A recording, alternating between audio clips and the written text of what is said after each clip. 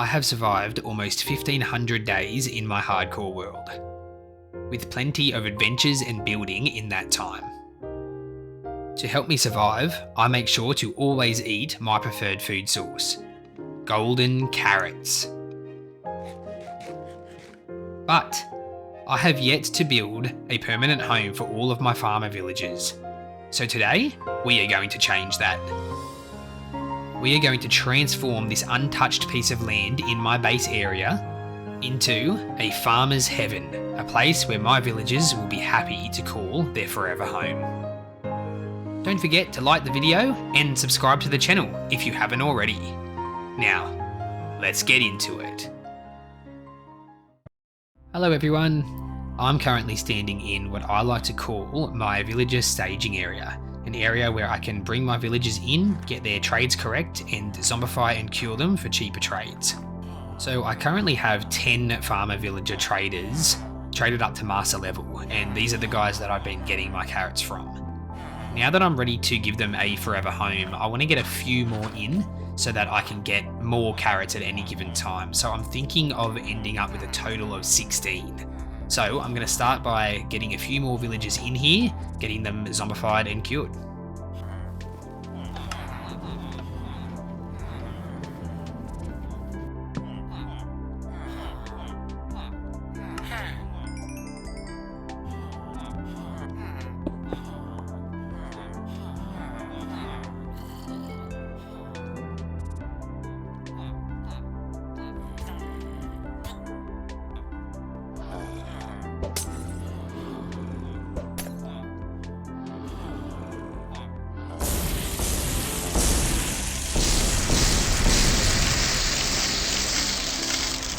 Alright, now that that's taken care of, let's go take a look at the area for the build today and start figuring out a plan.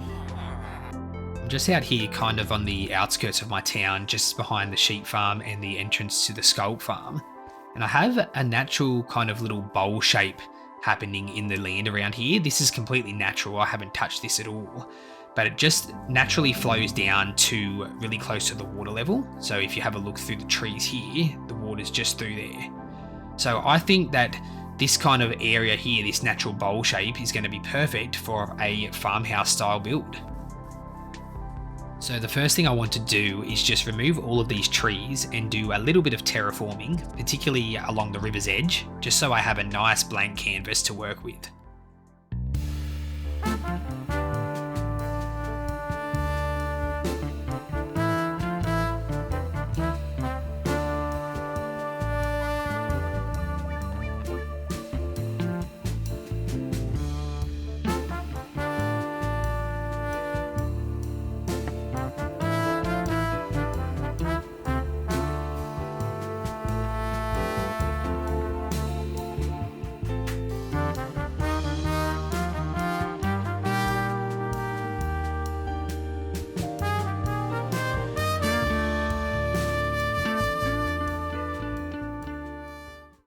Alright, this whole area is looking a lot better already. I put a fair bit of work into the river's edge and just the natural kind of gradient of this slope coming down, so it looks a lot cleaner and neater now, and I have a really nice flat area in order to work with for this build now.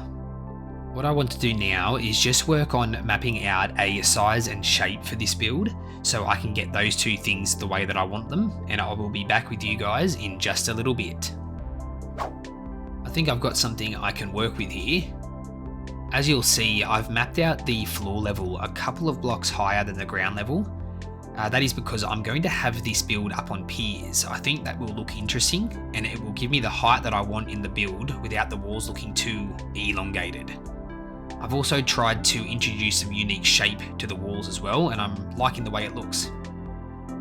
So you can see a little bit better at ground level the proportions of size and height of this build, and I'm pretty happy with that. So now what we're going to get to is some resource gathering.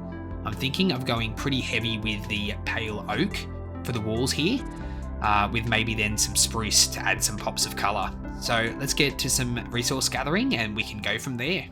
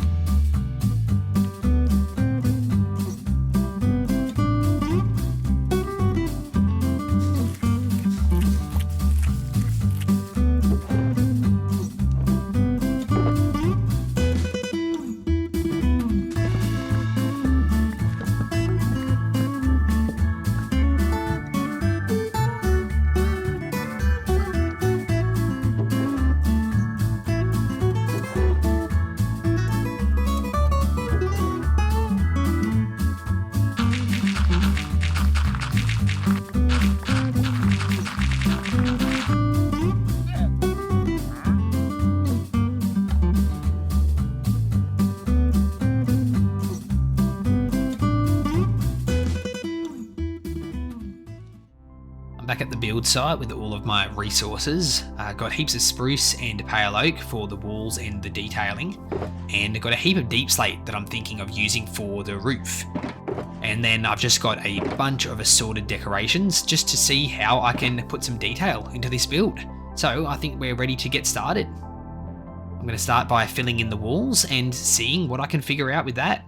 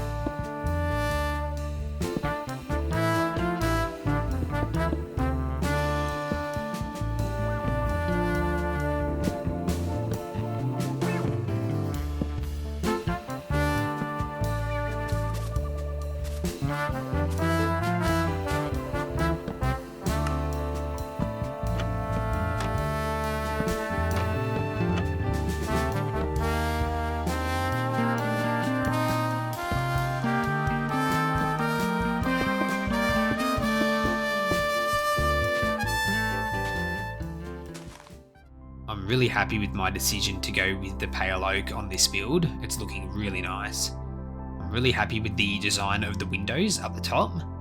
And for added depth in the walls, I decided to go with the fences with the planks behind them and the glass panes in the windows, which give that little bit of depth as well. And this whole design just kind of screams country cottage to me, which is exactly what I'm going for with this build. At the sides here, I ended up kicking out the top by one block so I can get this nice design in above the archway, which I've left nice and open.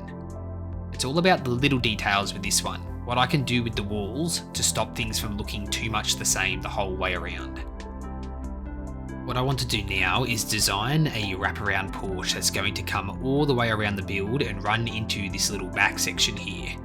And this porch will also have a roof, which is why I have this kind of weird detail here with the log. That is just to signify where the roof is going to run into. I still need to figure out exactly what that's going to look like and what it's going to mean for the top and bottom sections of the walls. I'm just going to put a little bit of work into the design of that porch now, and I'll come back to you guys when I have something worth showing. The porch is starting to come to life a little bit now. I've put some work into the outline of the floor, the supports, and also the pitch of the roof, mostly to see if I can make it work with the design of the walls, and I think that I can. At the front here, I've left this area completely open. Typically in real life, you'd want a roof over the entrance to your house, but this is Minecraft, and it was looking way too boxy coming the whole way around, so I think I'm going to leave this area open and figure something different out for the entryway.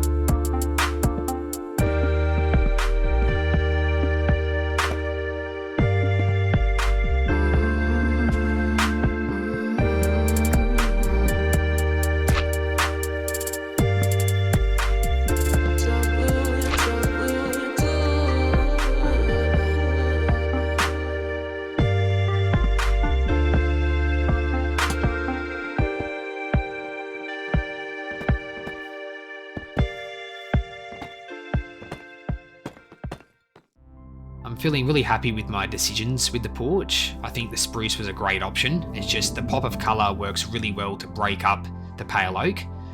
And I think the overall design style is just suiting this build really well. I ended up going with a deep slate on the main entryway here. I wanted something to break the spruce up a bit, and this will match what will eventually be on the main roof. But I'm just really enjoying the overall vibe I get when I walk through all the little decorations and details, the pots and plants, the glowberries, the pumpkins. I even have some hay bales in the back here. The overall vibe and feel is really nice. Before I get too ahead of myself though, I need to figure out a roof for this thing. Definitely wanting to use deep slate on the roof here, but first things first, I need to figure out a roof shape that I'm happy with. So I'm going to play around with that for a little bit, and I'll come back to you guys in just a moment. Alrighty, I've got something that I'm feeling really good about now. Ended up just going with a super simple design of the 45-degree roof shape. An A-frame design wasn't working, a smaller pitch wasn't working, and I just found that I kept coming back to this. Super simple, but hey, if it works, it works. And I think it fits the whole design style really well. What I'm thinking of with the colour palette is going really dark at the bottom with the deep slate tile and having a gradient where I go lighter to the deep slate brick towards the top to create a weathering effect. Instead of just doing a standard mixture of the brick and tile like I did with my starter house. I think the gradient's going to work really well here if I can get it right. So, nothing to it but to do it. Let's get to work.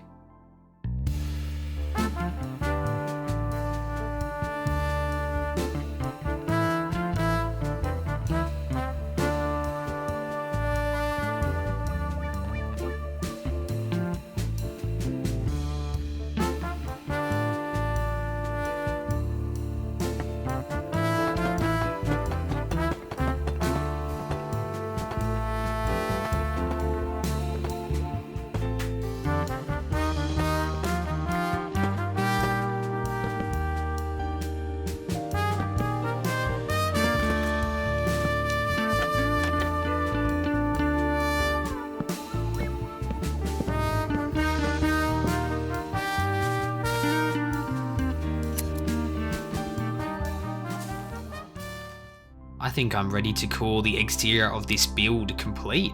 Really happy with the way that everything has turned out. I think the gradient on the roof looks really nice, how I've gone dark at the bottom and also where the roof lines meet as well. I think that detail is really good, and also put some cracked deep slate brick in there as well for that extra texturing. You can see the gradient and texturing a little bit better on the back here, as well as the details on the gable ends with the glowberries and the spruce chimney as well. I really like the chimney detail. It matches the porch and just helps to tie everything together. With the exterior officially ticked off, it's time to take a look at the interior and see what we have to work with. And what an absolute mess.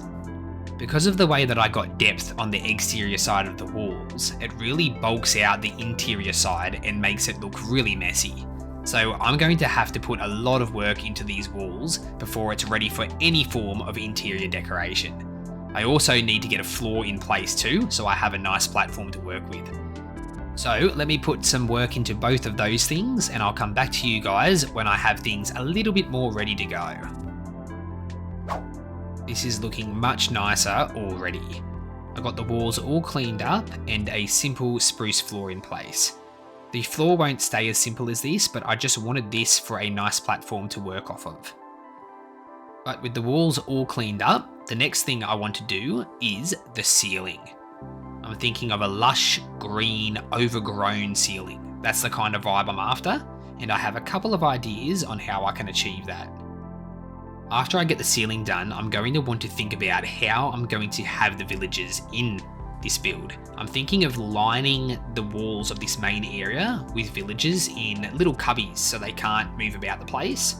So they will just be stuck all the way around the walls. And then in this next section behind me, I'm thinking of turning this into a mudroom of sorts. So an area where the farmers can store all their tools and equipment. So the vibe will be, they can come back at the end of a long day, come through the back door, hang up their coats, hang up their tools, wash their hands in the basin, and be ready to settle in for the night. So that's kind of the idea on both of these areas and what I want to achieve.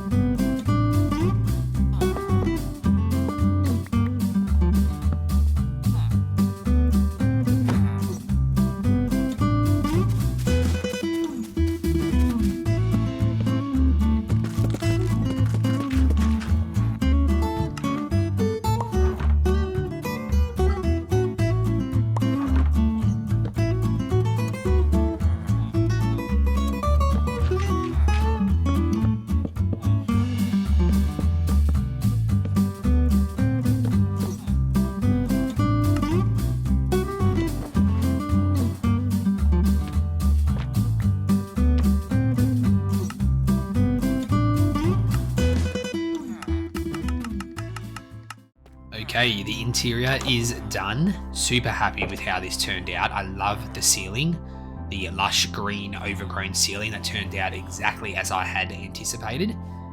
I've got a couple of custom banners in here. I'm thinking of doing some sort of farmers guild as part of the lore of this world. But yeah, really happy with how this looks. Got the cubbies sorted for the farmer villages, so I just used some hay bales with a cute little oak detail up the top with the azalea leaves. I think that looks really nice. Went really simple on the floor, just a moss carpet bordered by some spruce logs.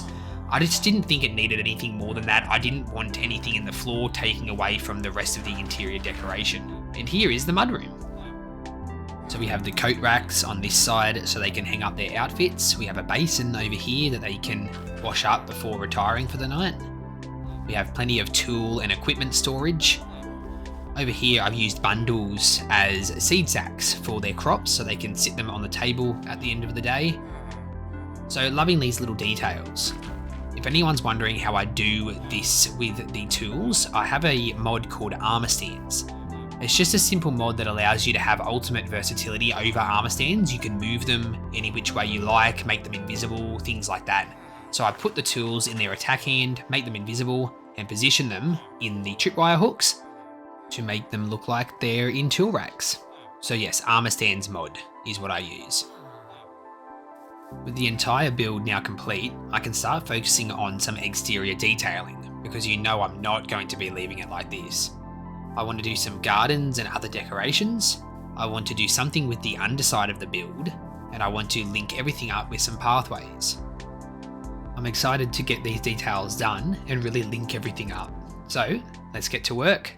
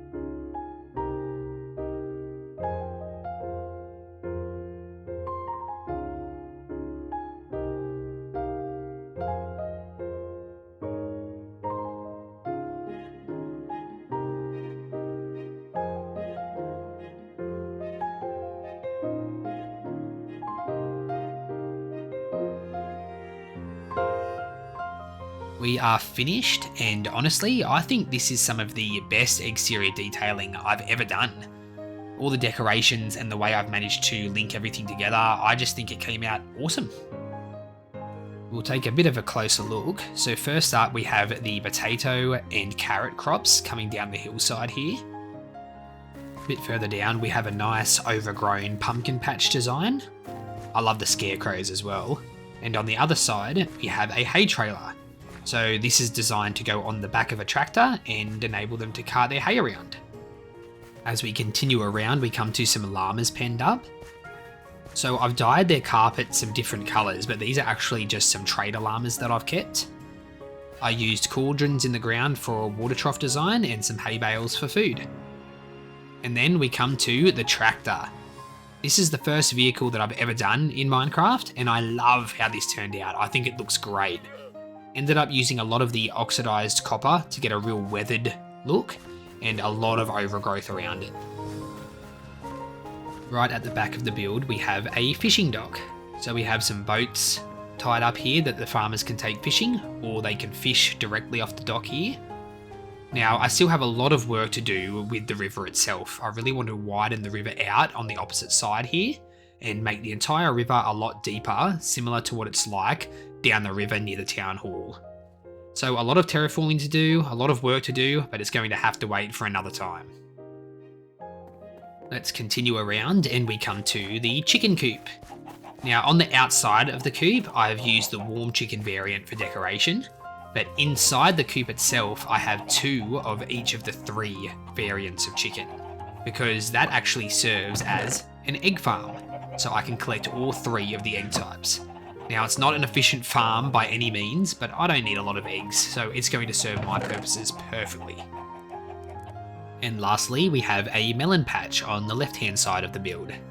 And that's it. I really love how it all turned out. I love the way the decorations are linked together, the really overgrown vibe of it all. I just think it suits this area perfectly. And that brings us to the end of today's episode. I really hope you guys enjoyed this one. This is honestly one of my favourite builds so far, especially from an exterior detailing perspective. The exterior elements have just come together perfectly. Don't forget to smash that like button, leave a comment and subscribe to the channel if you haven't already. But until next time, bye for now.